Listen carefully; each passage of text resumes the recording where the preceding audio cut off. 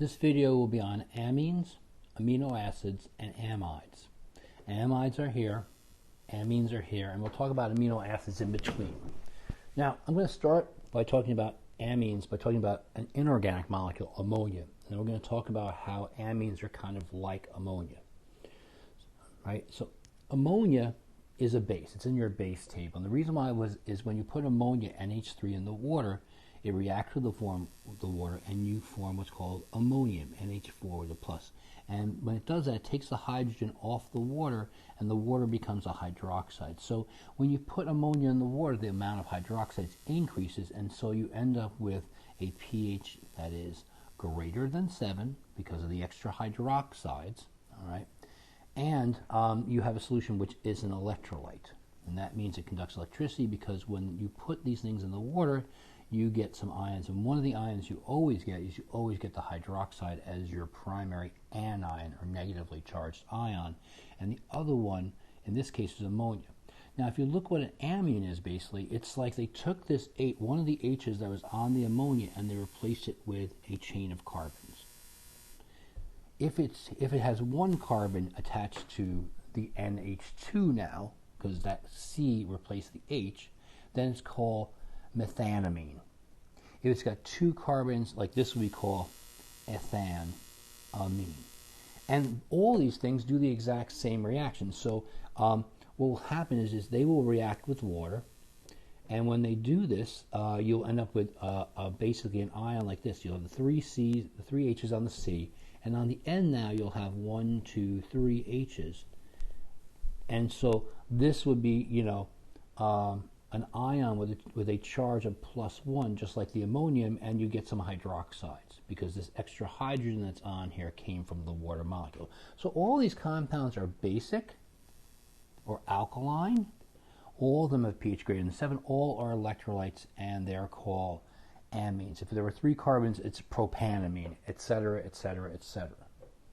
Now that we talked about these basic groups, amines, and we talked about these acidic groups, carboxyl groups. So the amine groups and the carboxyl groups are both found on amino acids. So let's take a look at an amino acid. So amino acids have the amine here, and they have the carboxyl, and that's why they're called amino acids. This part is the carboxyl, and this part is the amine. And then in the middle, you've got one carbon with something else attached to it. Okay? So what I've done is put 2 amino acids next to each other, and what happens in the synthesis of proteins is essentially a dehydration reaction.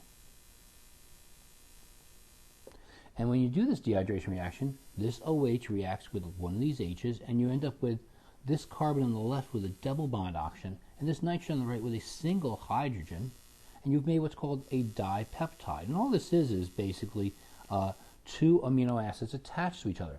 Now I put the X here for the variable because there's 20 different amino acids, and all amino acids have the same 2 things. They have an amine group and a carboxyl group. What's in the middle, though, determines the properties of the specific amino acids, and how they're connected in proteins determines the function of the protein. Okay, and the key thing is the genetic code determines the sequence of those amino acids. And the rest of it will be an H here and an H here. And what this means is you can add another one onto that end, and this will still have its intact carboxyl group over here, and this will still have whatever the variable group is in the variable group. Here, and this and this. Now, one variable group actually is the amide group. So some amino acids, like one amino acid called asparagine, that's one of the amino acids, right, which is an important amino acid. That amino acid, okay, has this group here on the end of it. All right, that's what the X actually is. Okay, so let's talk about these things called amides. So one amino acid has this as the variable for X, this double bond O and the NH2 at the end of it. This is called an amide. Now, I'm not going to get too far into these guys. I don't have a lot of experience with them except in protein chemistry, and that's not really what's important here, although it is very important in protein chemistry. So, how you name an anamide, okay, or an amide? You basically take the 3 carbons in this one. So this one right here is prop. Undo that. Yeah, let's try again. This is prop and amide. And that's it. This has 4 carbons, so it's going to be butanamide. I don't think we need to really get into these in any big depth. Just recognize, and these will have slightly basic properties as well, I believe. All right. Amides are found in proteins, but they're also found in lots of synthetic polymers. They are part of the structure of Kevlar, which is used in protective vests that police and soldiers wear. They are used in lots of different plastics like nylon, and other ones you've never heard of like Twaron and things like that. They're used in something called polyamides. There's lots of different molecules these amides are found in. They're found in things like penicillin as well. So these are an important group of compounds, and that's how you name them. I'm done.